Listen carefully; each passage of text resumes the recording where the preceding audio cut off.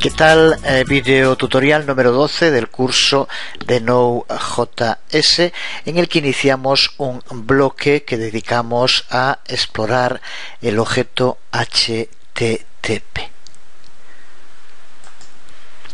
Las interfaces HTTP en Node están diseñadas para admitir muchas características del protocolo que tradicionalmente ha sido complicado poder utilizar, sobre todo relacionado con el tamaño o la codificación. La interface se preocupa mucho de no hacer nunca un buffer completo, sea de request o de response, y deja que sea el usuario el que tenga la posibilidad de hacer string de los datos. Empezaremos viendo cómo recibir datos a través de distintas peticiones desde el cliente. En primer lugar, peticiones POST, mediante el método POST. Si queremos poder recibir datos POST, tenemos primero que instruir a nuestro servidor sobre cómo aceptar y manejar esas peticiones POST.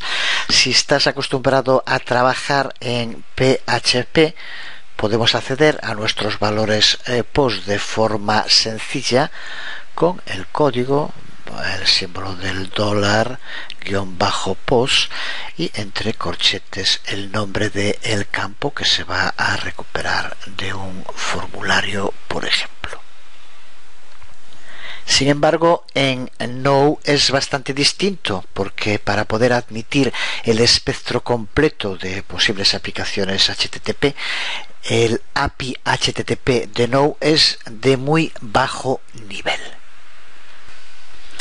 Realmente se limita a administrar el manejo de strings y el parsing, el análisis de los mensajes.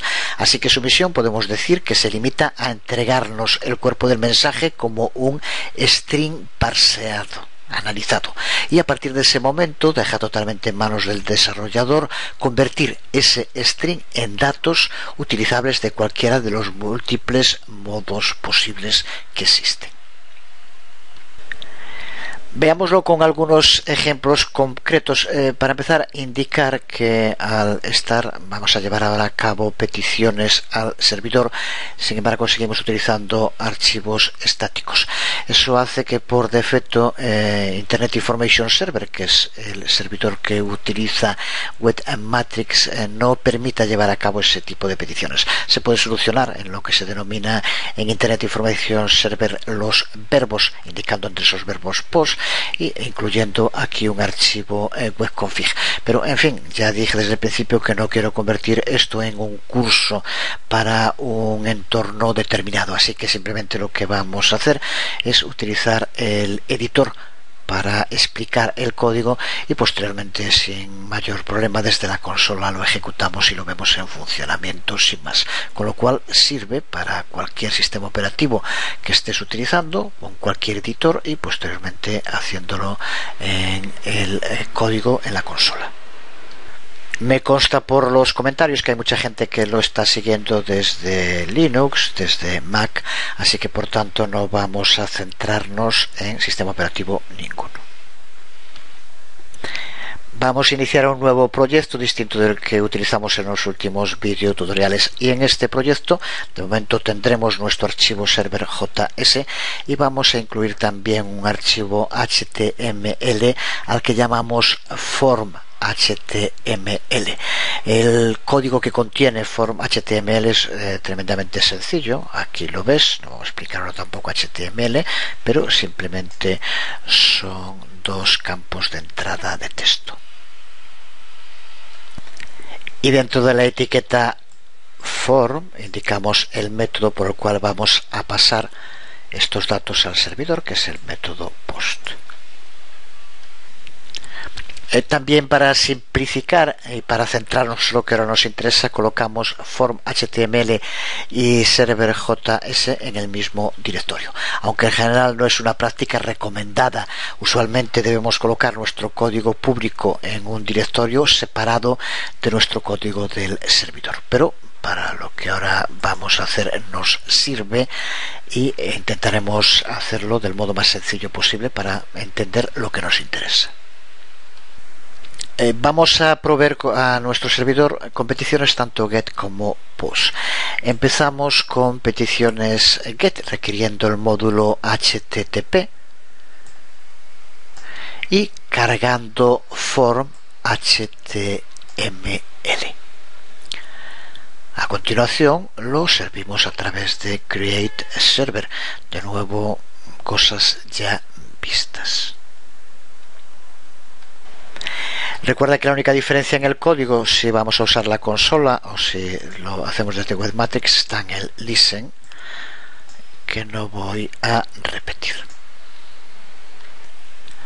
Con lo escrito hasta ahora, lo que vamos a hacer es que de modo sincrónico se cargue form HTML en tiempo de inicialización, sin tener que acceder al disco para cada una de las peticiones. Tal como está ahora ya funciona. Si navegamos a localhost 8080 se nos tiene que presentar el formulario que tenemos en form HTML. Sin embargo, como vamos a ver ahora cuando lo probemos, si rellenamos nuestro formulario y lo enviamos no va a pasar nada.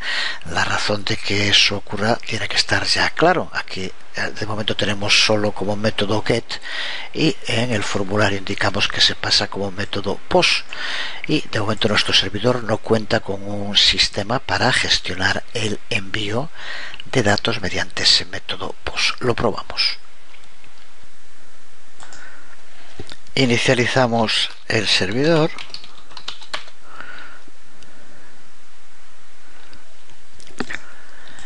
Y entramos en localhost, con lo cual, como decíamos, nos presenta el simple formulario con dos campos de entrada de texto y un botón. Pero ahora, si escribimos algún contenido y lo enviamos, no pasa absolutamente nada, no lo envía, simplemente porque el método POST no está aún implementado en nuestro servidor. Así que vamos a modificar nuestro código y dentro de Create Server simplemente incluimos otro condicional, if request method igual a POST, e indicamos posteriormente qué es lo que tiene que hacer si el método de la petición es POST, que es justo lo que ocurre con nuestro formulario. En esta parte del código lo que hacemos es crear una variable a la que llamamos postData, que será la encargada de almacenar los datos enviados en la petición POST. Usamos el método requestOn para acceder a esos datos y no sobrecargar el buffer mediante el uso de chunk, como ya sabemos también, ya lo hemos visto en anteriores videotutoriales, este modo de pasar la información como un string. Y una vez que el formulario es completado y enviado, entonces el código lo único que hace es indicar que tanto en la consola como en el navegador con response en se muestre el contenido que en ese momento va a estar almacenado en postdata. El contenido que se encuentra en postdata es simplemente el contenido crudo que se ha enviado desde el formulario del cliente. Y al convertir postdata en un objeto, contamos con un método sencillo y muy potente de poder interactuar con esa información enviada por el usuario y manipularla o utilizarla del modo que queramos, procesándola, enviándola a una base de datos, comparándola con otros datos ya existentes, etcétera, etcétera. Aquí simplemente lo que hacemos es que se muestre en la consola y que se muestre en el navegador, pero las posibilidades son inagotables. El módulo QueryString de Node cuenta con un método llamado parse que transforma los query strings en objetos. Como los envíos del formulario llegan en este formato query string, podemos usar el método parse para objetivizar nuestros datos. Vamos a hacerlo en el código. Aquí vemos el código modificado. Añadimos un require para query string y también para útil. Ahora veremos para qué. Y usamos el método parse en esta línea. Le pasamos postdata, que son los datos recibidos desde el formulario, y los guardamos en una nueva variable denominada postDataObject. Ya tenemos nuestros datos objetivizados, convertidos en un objeto. Como decíamos, utilizamos también el módulo útil. En concreto vamos a utilizar su método inspect. Módulo y método que, como siempre, puedes profundizar en la documentación oficial de Know, y que en este código que estamos escribiendo lo que nos provee es como un modo de salida simple para nuestro objeto postDataObject, ahora ya convertido en objeto, al navegador, para que se muestre en el navegador. ¿Qué es lo que contiene esta línea? Ya decíamos que lo que va a hacer esta aplicación es mostrar los datos que escribe el usuario tanto en la consola como en el navegador. Con esto ya podríamos usar el código, pero vamos a completarlo por último protegiendo nuestro servidor de posibles exploits de sobrecarga de memoria. V8 y por lo tanto también Node.js tiene limitaciones de memoria virtual, limitaciones que se basan en la arquitectura del servidor y las limitaciones del sistema operativo. Estas limitaciones exceden con mucho las demandas en la mayoría de los casos de uso, así que no tienen por qué crear problema. Sin embargo, si no restringimos la cantidad de datos POS que nuestro servidor va a aceptar, puede que dejemos abierto el servidor para un tipo de ataque 2 de denegación de servicio. Sin esta protección, atacar a nuestro servidor sería tan sencillo como enviar una petición POS extremadamente grande, lo que va a hacer que nuestro servidor bien se ralentice o incluso que pueda caerse. Para poder utilizar una protección contra esto, simplemente vamos a configurar una variable, le llamaremos por ejemplo maxData, en la que indicamos el tamaño máximo que puede tener una petición 2, y posteriormente simplemente usamos un condicional para comprobar si el tamaño de esa petición POS supera lo que indicamos o no. Si lo supera, pues simplemente lo que hacemos es pausar el envío para que no produzca una caída del server. Pues lo añadimos a nuestro código, con lo cual ahora sí tendremos ya finalizado la primera versión del mismo. Aquí tenemos esta nueva versión del código. Añadimos aquí la variable maxData, como decíamos hace un momento, indicando un tamaño máximo. Puse 12 megas, se puede poner el que en cada caso sea necesario. Y posteriormente aquí incluimos el condicional para que lleve a cabo una comprobación del tamaño que tenga postdata respecto al que indicamos en la variable maxData. Si es mayor, por lo tanto sobrepasa lo indicado, simplemente pausamos, limpiamos y hacemos que se muestre un mensaje demasiado largo a lo que queramos poner. Vamos a seguir trabajando con la consola. Como ya decía antes, iniciamos el server JS y al escribir en el navegador localhost 8080 nos vuelve a aparecer el formulario, pero ahora ya cuenta nuestro código con la capacidad para procesar los datos POS que le vamos a pasar. Por tanto, ahora al pulsar sobre enviar, aquí nos muestra una de las partes que ya decíamos que, como ves, incluye los datos que escribimos en los dos campos de texto, uno input usuario 1 y el otro input usuario 2. Y si miramos en la consola, vemos como también el log ha indicado esa misma información, que es justo lo que tenemos en el código, como ya dijimos. Resumimos cómo funciona el código, que ya debe estar claro. Una vez que comprobamos que se ha realizado nuestro servidor una petición POST, comprobando el método requestMethod, empezamos por limpiar la variable postData y a continuación usamos el event listener. Aquí lo tenemos en requestOn y recuerda, ya hemos trabajado con esta función. El primero de los parámetros nos indica el listener, aquí es que ha recibido datos.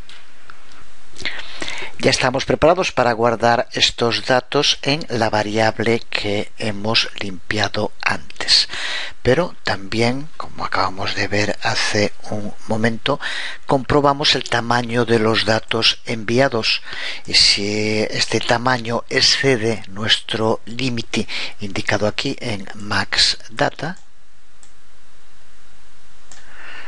ya dijimos que era para evitar posibles ataques 2, entonces limpiamos la variable postData y pausamos el flujo de entrada, evitando cualquier llegada posterior de datos desde el cliente.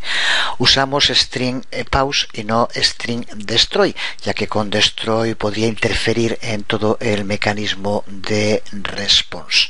Además, una vez que el string ha sido pausado durante un tiempo, ya automáticamente el colector de basura de V8 lo eliminará de la memoria, así que mejor utilizar pause.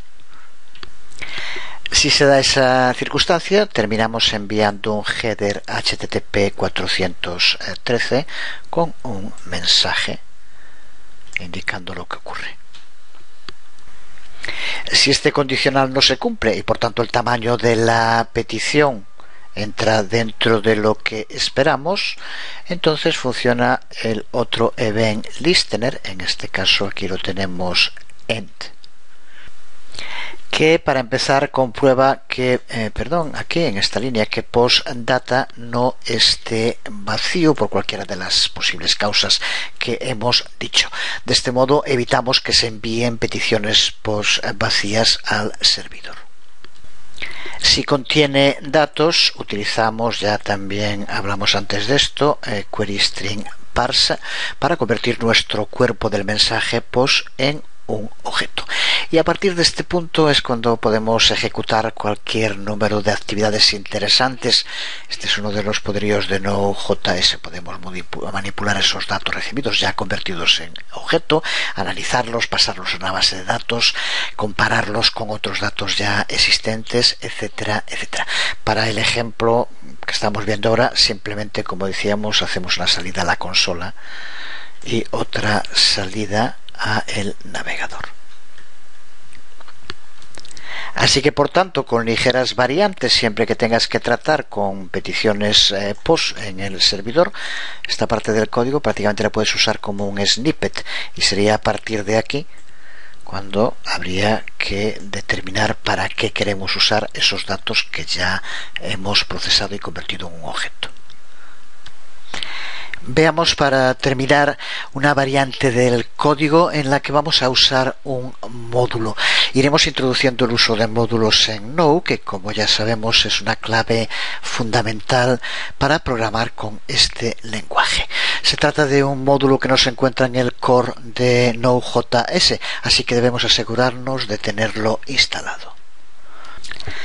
Se trata del módulo Connect, que es un excelente framework middleware para Node.js. Solo decir que un middleware es un software que se encarga de generar las conexiones en sistemas distribuidos. Trabajo que suele ser complejo y que frameworks como Connect simplifican enormemente. Así que Connect va a proveernos con una mayor calidad en el servicio, y más seguridad en todos los procesos de comunicaciones que deba llevar a cabo la aplicación, a cambio, como veremos, de alguna pequeña limitación. Veámoslo en funcionamiento modificando nuestro código anterior, usando Connect para acceder a los datos POST mediante el uso de Body Parser. Señalar que además Connect es la base del framework Web Express del que ya hablamos y que veremos más en detalle en el curso. Al instalar Connect, junto con él ya se nos instala también Body Parser. Siempre en pantalla tienes los enlaces para acudir a la información sobre estos frameworks. Veremos ahora cómo simplemente encadenando Connect y Body Parser a cualquier función callback normal que utilicemos, tenemos inmediatamente acceso a los datos POST. Vamos a ver el código. Lo hacemos mediante el uso de request body, que aquí podemos ver en esta nueva versión del código que ahora detallaremos. Recuerda que los datos enviados por peticiones POST se encuentran siempre contenidos en el cuerpo del mensaje.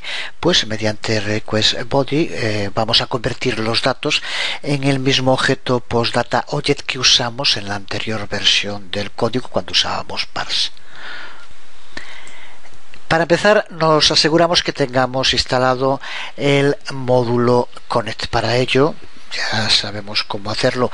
De nuevo, no voy a trabajar directamente desde dentro de Webmatrix, prefiero hacerlo en la consola, con lo cual es aplicable a cualquier sistema operativo.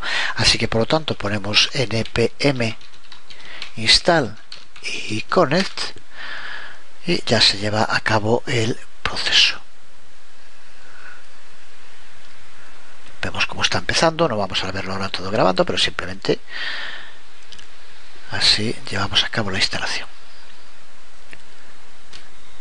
Una vez que ya contamos con el módulo, observa cómo en el código vamos a requerir Connect y no HTTP como hacíamos antes.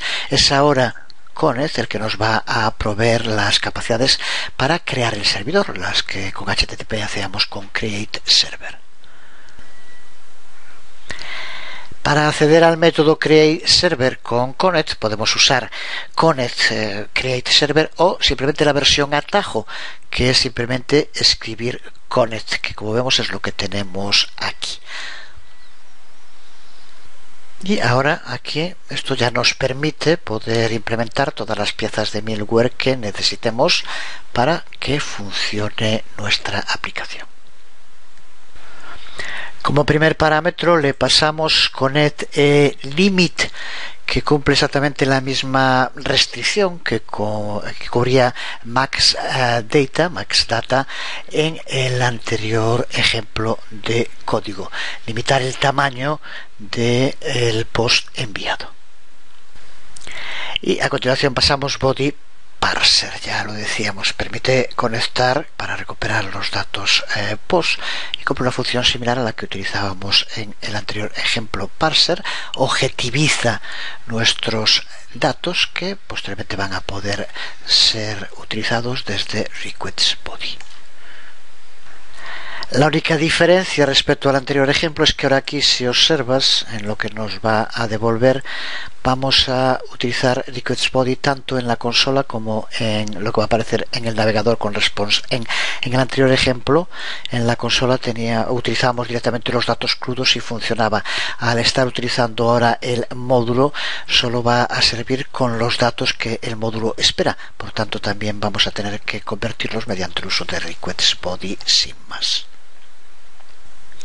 Así que observa cómo este código, mucho más corto, y no es solo lo importante lo corto, sino mucho más sencillo que el anterior, nos provee con un resultado exactamente igual al que veíamos. Podemos probarlo. Iniciamos el servidor como siempre.